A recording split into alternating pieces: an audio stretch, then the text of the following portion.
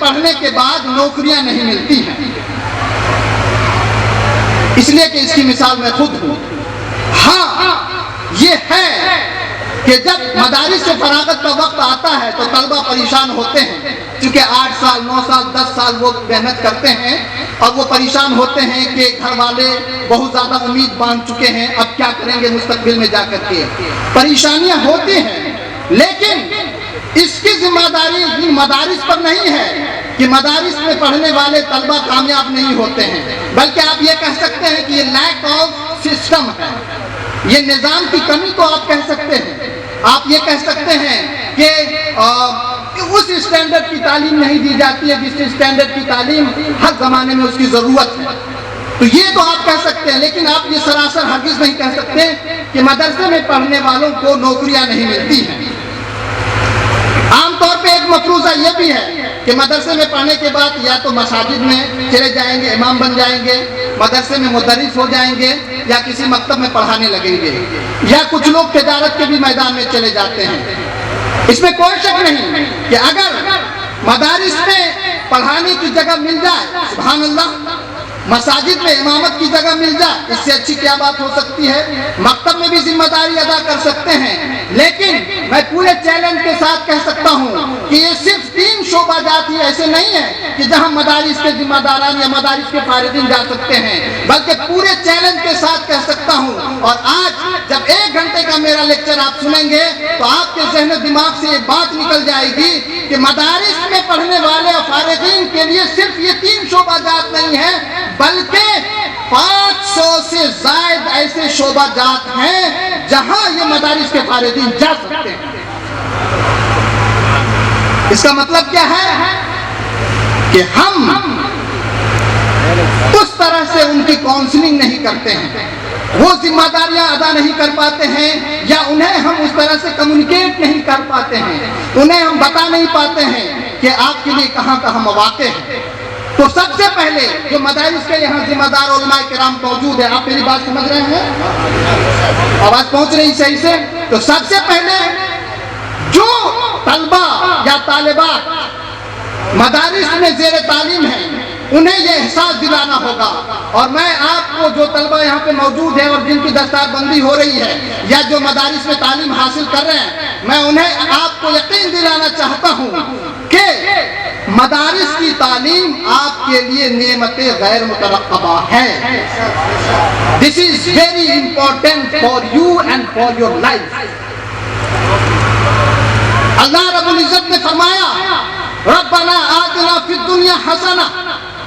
سب سے پہلے جو ہمیں دعا کی ترغیب دی گئی ہے یا دعا کا حکم دیا گیا ہے یا جو دعا سکھائی گئی ہے اس میں اس دنیا میں بہتری کی دعا کے لیے ہمیں حکم دیا گیا ہے نا۔ یعنی اگر آخرت کی کھیتی لہلہاتی ہوئی آپ کو ملے تو اس دنیا میں آپ کو محنت کرنی پڑے گی۔ آخرت منزل ہے، یہ دنیا راہ سفر ہے، اور آپ کا سفر اس وقت تک کامیاب نہیں ہو سکتا ہے جب تک کہ اس راستے میں آپ بہترین سے بہترین وسائل کا استعمال نہیں کرتے ہیں۔ مجھے بنارس سے آنا ہوا تو میں ٹرین سے آیا گورکھپور، پھر مولانا نور الہدیٰ صاحب نے 4 ویلر کا انتظام کیا تو آسانی کے ساتھ ابھی آ کر کے میں آپ سے گفتگو کر رہا ہوں۔ اگر میں اچھے راستے سے نہیں آتا تو میں آپ کے پاس وقت پر نہیں پہنچ سکتا۔ اسی طرح سے اگر آپ نے اس دنیا کے اندر بہترین اور اسلام کے بتائے ہوئے اصول و ضوابط کے مطابق زندگی نہیں گزاری تو آپ آخرت میں کامیاب نہیں ہو سکتے۔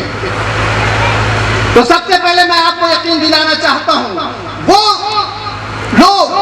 جو اپنے بچوں کو مدارس میں پڑھاتے ہیں اور جو طلبہ و طالبات مدارس میں علم حاصل کر رہے ہیں انہیں میں یقین دلانا چاہتا ہوں کہ یہ تعلیم آپ کے لیے یہاں کے اعتبار سے بھی بہتر ہے اور آخرت کے لیے بھی بہتر ہے۔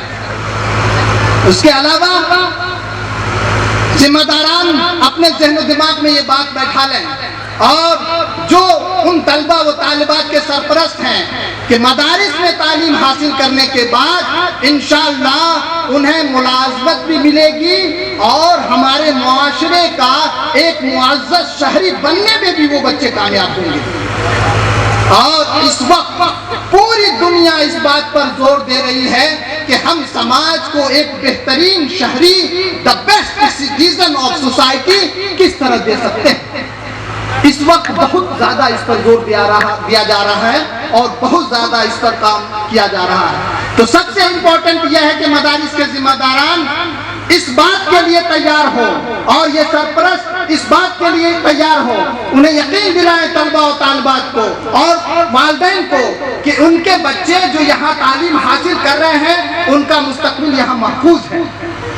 لیکن سوال یہ پیدا ہوتا ہے کہ آپ کیسے یقین دلائیں گے؟ ایسے کہتے ہیں کہ بھائی آپ کے بچے کا مستقبل محفوظ ہے؟ نہیں, اس کے لیے آپ کے پاس ڈیٹا ہونا چاہیے, آپ کے پاس ریکارڈ ہونا چاہیے, آپ کے پاس ان علماء کرام کی فہرست ہونی چاہیے اور ان اسکالرز کی فہرست ہونی چاہیے جو مدارس سے فارغ ہو کر کے مدارس میں, اسکول میں, کالجز میں, یونیورسٹیز میں, میڈیا ہاؤسز میں, ایمبیسیز میں, بڑی بڑی کمپنیوں میں, پبلک سیکٹر میں, انتظامیہ میں اور دنیا کے کونے کونے میں کام کر رہے ہیں.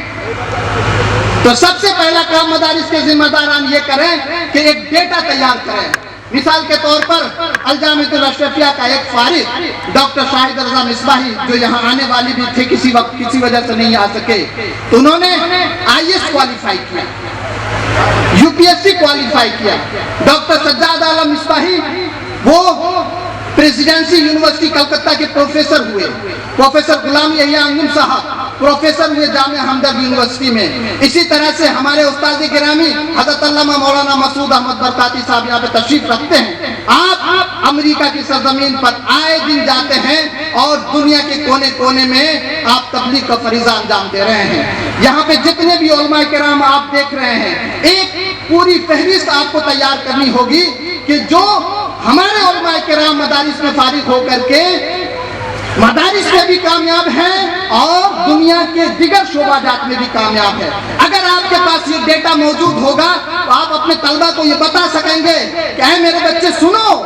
یہ دیکھو یہ وہ لوگ ہیں جو مدارس کے طالب علم تھے, جنہوں نے مدرسے میں تعلیم حاصل کی اور آج وہ بنارس ہندو یونیورسٹی میں پڑھا رہے ہیں, آج وہ جامعہ ملیہ اسلامیہ میں پڑھا رہے ہیں, آج وہ جواہر لال نہرو یونیورسٹی میں پڑھا رہے ہیں, آج وہ علی گڑھ مسلم یونیورسٹی میں پڑھا رہے ہیں, آج وہ کلکتہ یونیورسٹی میں پڑھا رہے ہیں, آج وہ ممبئی یونیورسٹی میں پڑھا رہے ہیں, آج وہ دنیا کی الگ الگ ایمبیسیز میں کام کر رہے ہیں, آج وہ نیشنل انٹرنیشنل کمپنیوں میں کام کر رہے ہیں, آج وہ مدارس کے ذمہ دار ہیں, آج وہ مساجد کے ائمہ ہیں, آج وہ مبلغ ہے اور دنیا کے کونے کونے میں اسلام کی حقانیت کو بھی پیش کر رہے ہیں اور ساتھ ہی پورے دیش کو ترقی یافتہ بنانے میں کلیدی کردار ادا کر رہے ہیں.